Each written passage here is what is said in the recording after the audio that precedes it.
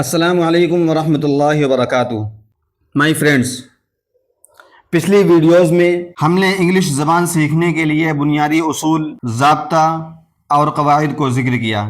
English کے pronunciation کے بارے میں بتایا کہ کون سے حروف کی کیا ادائیگی ہوگی، کون سے حروف کا تلفظ کس طرح ہوگا، اور یہ بھی بتایا کہ کون سے حروف کب سائلنٹ یعنی خاموش ہوتے ہیں، لکھے تو جاتے ہیں لیکن تلفظ میں نہیں آتے یعنی پڑھے نہیں جاتے۔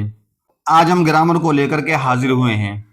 سب سے پہلے گرامر میں سے ہم پروناؤنس یعنی ضمیروں کا ذکر کریں گے۔ انگلش زبان میں ضمیریں یعنی پروناؤنس بہت اہم ہیں۔ پروناؤنس کی بہت ساری قسمیں ہیں، جن میں سے ایک نومینیٹو پروناؤن ہے، جن کو ہم اردو میں ضمیر فاعلی کہتے ہیں۔ دوسری ہے آبجیکٹیو پروناؤن، جن کو ہم اردو میں ضمیر مفعولی کہتے ہیں۔ تیسری ہے پوزیسو پروناؤن، جن کو ہم اردو میں ضمیر اضافتی یا ضمیر نسبتی کہتے ہیں۔ چوتھی ہے ریفلیکسو پروناؤن، جن کو ہم اردو میں ضمیر تاکیدی یا ضمیر انعکاسی کہتے ہیں۔ ایک اور ضمیر ہے جن کو پوزیسو ایڈجیکٹو پروناؤن کہتے ہیں۔ تو آئیے انہی ضمیروں کو آج ہم دیکھتے ہیں۔ نومینیٹو پروناؤن کہتے ہیں ضمیر فاعلی کو، یعنی کام کرنے والے کو کہتے ہیں۔ اس کی دیکھیے مختلف ضمیریں ہیں۔ نمبر ایک آئی کے معنی آتے ہیں میں۔ وی کے معنی آتے ہیں ہم سب، ہم لوگ۔ یو کے معنی آتے ہیں آپ، تم، آپ لوگ، تم لوگ، یعنی یہ واحد پر بھی دلالت کرے گی اور جمع پر بھی۔ ہی وہ مذکر کے لیے، شی وہ مؤنث کے لیے، دے وہ سب۔ یہ ضمیر جمع، ذوی العقول اور غیر ذوی العقول سب کے لیے آتی ہے۔ اٹ وہ غیر عاقل کے لیے۔ آبجیکٹیو پروناؤن یعنی ضمیر مفعولی، می مجھ کو، اس ہم سب کو، یو آپ کو، تم کو، آپ سب کو، یعنی یہ ضمیر واحد کے لیے بھی بولیں گے اور جمع کے لیے بھی بولیں گے۔ ہم اس کو، واحد مذکر کے لیے، اور ہر اس کو، واحد مؤنث کے لیے۔ دم ان سب کو، اٹ اس کو، اس کا، اس کی، تینوں بولیں گے۔ تیسری ضمیر ہے پوزیسو پروناؤن۔ اس کو اردو میں کہتے ہیں ضمیر اضافتی، ضمیر نسبتی، یعنی کسی چیز کی نسبت کسی چیز کی طرف کرنا ہے۔ جیسے مائن مانے میرا، آورس مانے ہمارا، یورس آپ کا، تمہارا، تم سب کا، ہز اس کا، اس کی، اس کے، مذکر کے لیے، ہرز اس کا، اس کی، اس کے، مؤنث کے لیے، دیئرز ان سب کا، ان سب کی، ان سب کے۔ یہ ذوی العقول اور غیر ذوی العقول سب کے لیے آئے گا۔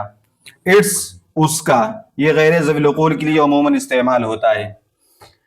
ریفلیکسو پروناؤن، ریفلیکسو پروناؤن کہتے ہیں ضمیر تاکیدی کو یا ضمیر انعکاسی کو۔ اس کی بھی مختلف ضمیریں ہیں، جیسے مائی سیلف میں بذات خود، آور سیلوز ہم سب بذات خود، یور سیلوز یور کے ساتھ سیلف بھی استعمال ہوتا ہے اور سیلوز بھی استعمال ہوتا ہے۔ اگر ہمیں واحد کے لیے بولنا ہے تو کہیں گے یور سیلف، اور اگر جمع کے لیے بولنا ہے تو کہیں گے یور سیلوز، آپ بذات خود۔ ہم سیلف وہ بذات خود مذکر، ہر سیلف وہ بذات خود مؤنث، دم سیلوز وہ لوگ بذات خود، اٹ سیلف وہ بذات خود غیر عاقل۔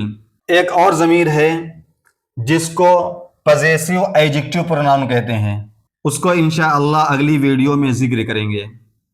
دوستو، یہ پروناؤنس کا اجمالاً تذکرہ تھا ان کے معانی کے ساتھ۔ تفصیل انشاءاللہ مثالوں کے ساتھ اگلی ویڈیو میں دیکھیں گے۔ ان ضمیروں کو میمورائز کریں، یاد کریں اور اپنی کنورزیشن میں استعمال کریں۔ ان ضمیروں کو یاد کرنے کا دو طریقہ ہے۔ ایک طریقہ تو یہ ہے کہ نومینیٹو، آبجیکٹیو، پوزیسو اور ریفلیکسو تمام ضمیروں کو ایک ساتھ یاد کیا جائے، یعنی یوں کہا جائے I, me, mine, myself, we, us, ours, ourselves. اسی طرح you, yours, yourself, yourselves. دوسرا طریقہ یہ ہے کہ اس طرح یاد کیا جائے، ہر ایک کو الگ الگ، یعنی نومینیٹو پروناؤن کو ایک ساتھ ऑब्जेक्टिव को एक साथ, पजेसिव को एक साथ, इसी तरह रिफ्लेक्सिव को एक साथ। इसको ऐसे कहेंगे आई we you he she they it, I we you he she they it.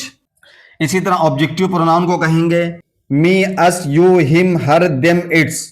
इसी तरह पजेसिव प्रोनाउन को कहेंगे mine hours yours his hers theirs it's. इसी तरह इसको भी याद करेंगे।